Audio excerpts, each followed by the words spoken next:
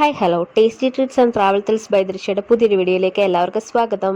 ഇന്ന് നമ്മൾ ഓച്ചിറ അമ്പലത്തിൽ തൊഴാൻ പോയപ്പോൾ എടുത്തൊരു കുട്ടി വ്ളോഗാണ്. മഴയൊക്കെ സ്റ്റാർട്ട് ചെയ്യുന്ന ഇടയ്ക്കാണ് നമ്മളൊരു ദിവസം അമ്പലത്തിൽ പോകാനായിട്ട് ഇറങ്ങിയത്. കാർമേഘങ്ങളൊക്കെ വന്ന് നിന്നെയല്ലാതെ നമ്മളെ പെയ്ത് ബുദ്ധിമുട്ടിച്ചതുമില്ല, നല്ല വെയിലുമായിരുന്നു. ഗണപതി ആൽത്തറയിൽ തൊഴുത് മഹാലക്ഷ്മി നടയിലും അയ്യപ്പൻ കോവിലിലും തൊഴുതിന് ശേഷം നമ്മൾ കിഴക്കേ ആൽത്തറയിലും പടിഞ്ഞാറേ ആൽത്തറയിലും തൊഴുത് ഒണ്ടിക്കാവിലും തൊഴുതിന് ശേഷം കുറച്ച് നേരം ഒരു ആൽത്തറയിരുന്ന് പല പല ആൽത്തറകളിലായി ഒത്തിരി ആളുകൾ വിശ്രമിക്കാനിരിക്കുന്നുണ്ടായിരുന്നു. നമ്മളും അതിനകത്ത് ഒഴിഞ്ഞൊരു ആൽത്തറയിൽ പോയി കുറച്ച് നേരം ഇരുന്നു. ഓച്ചിറ വല്യച്ഛൻ്റെ മണ്ണി വന്ന് ഭഗവാനെ ഒന്ന് തൊഴുതാൽ തന്നെ നമുക്കൊരു പോസിറ്റീവ് എനർജി ഫീൽ ചെയ്യും. പിന്നെ കുറച്ച് നേരം സമാധാനപരമായിട്ട് അവിടെയൊക്കെ ഇരുന്ന് ടൈമൊക്കെ സ്പെൻഡ് ചെയ്താൽ തന്നെ നമ്മുടെ മൈൻഡ് ഒന്ന് കൂളാവുകയും എന്തെങ്കിലും ടെൻഷനുകളോ ദുഃഖങ്ങളോ ഒക്കെ ഉണ്ടെങ്കിൽ നമ്മളതൊക്കെ മറന്ന് വേറൊരു ലോകത്തിലെത്തുകയും ചെയ്യും. അവിടുത്തെ ആ ഒരു അന്തരീക്ഷമാണ് മെയിനായിട്ട് നമ്മളെ കൂളാക്കുന്നത്.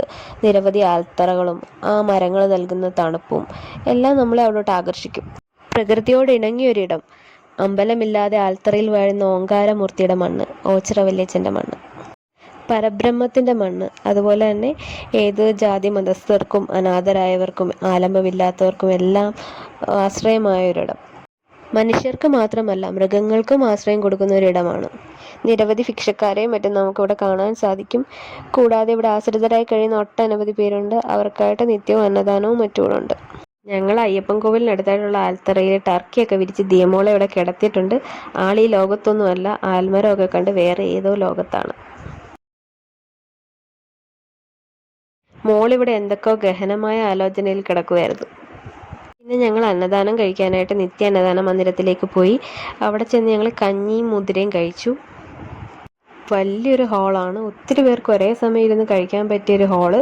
പിന്നെ ഞങ്ങൾ ചെന്ന സമയത്ത് വലിയ തിരക്കൊന്നുമില്ലായിരുന്നു, കാരണം അത്യാവശ്യം ആളുകൾ കഴിക്കുന്നുണ്ടായിരുന്നു. എന്നാൽ പോലും എല്ലാവരും അവിടെ ഇവിടെയായിട്ട് ഇരിക്കുന്നതായിട്ടാണ് ഫീൽ ചെയ്യുന്നത്. അമ്മ മോളെ ആൽത്തറയിൽ കിടത്തി ഉറക്കാനുള്ള ഒരു ശ്രമം നടത്തിക്കൊണ്ടിരിക്കുകയാണ്.